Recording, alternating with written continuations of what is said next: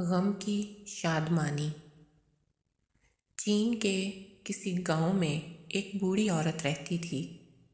ہر روز وہ اپنے گھر سے مٹی کے 2 برتنوں میں پانی لینے قریبی نہر پر جاتی اور پانی گھر لے آتی۔ دونوں برتنوں کو وہ لکڑی کے ایک ڈنڈے کے ساتھ لٹکا کر اس لکڑی کو کندھے پہ دھر لیتی۔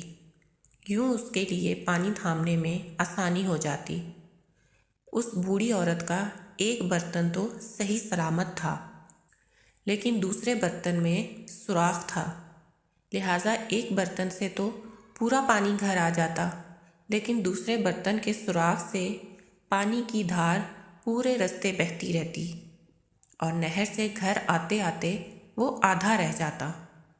یہ سلسلہ 2 برس تک یوں ہی چلتا رہا۔ ایک برتن بھرا ہوا آتا اور دوسرا آدھا۔ بوڑھی عورت اتنی مشقت بھی اٹھاتی، لیکن پھر بھی سوراخ سے آدھا برتن خالی ہو جاتا اور پانی راستے میں بہہ جاتا۔ جو برتن صحیح سلامت تھا وہ اپنے اندر تکبر اور رونیت کا احساس بنا بیٹھا، اور ٹوٹا ہوا برتن احساس کمتری کا شکار ہو کر شرمندگی محسوس کرتا۔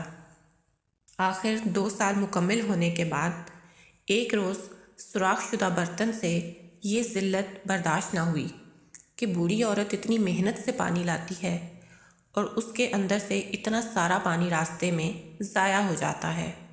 آخر سوراخ شدہ برتن اس عورت سے کہنے لگا، میں اپنی ذات میں بہت شرمسار ہوں کہ میرا پانی آدھے راستے میں ہی ضائع ہو جاتا ہے اور تم مجھے آدھا لیے گھر پہنچتی ہو۔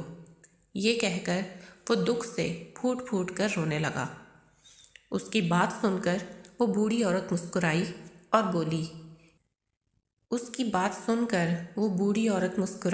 اور بولی کہ کیا لکڑی کے ڈنڈے کے جس کنارے سے تم لٹک کر آتے ہو تو راستے میں اس طرف آگے رنگ برنگے پھول نہیں دیکھتے، جبکہ دوسری جانب کوئی پھول نہیں ہے۔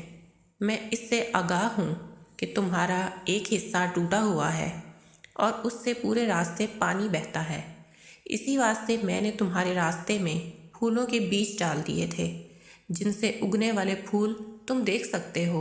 پورے 2 سال میں یہ پھول توڑ کر میں اپنے گھر کو سجاتی رہی اور اب میرا گھر پھولوں سے ڈھکا ہوا ہے۔ دوسرا برتن تو بس مجھے پانی ہی دیتا رہا، جبکہ تم نے تو مجھے پانی بھی پہنچایا اور پھولوں کے گلدستوں سے میری منزل اور راستہ بھی سجا دیا۔ یہ سن کر سوراخ والا برتن خوشی سے جھوم اٹھا اور اس نے سالم برتن پر ایک فخریہ نگاہ دوڑائی۔ قدرت اگر تمہیں غم دے تو تھوڑے سے تدبر سے تم اسے ایسی با کمال شادمانی میں بدل سکتے ہو جو اس غم کے بغیر ممکن نہ ہوتی۔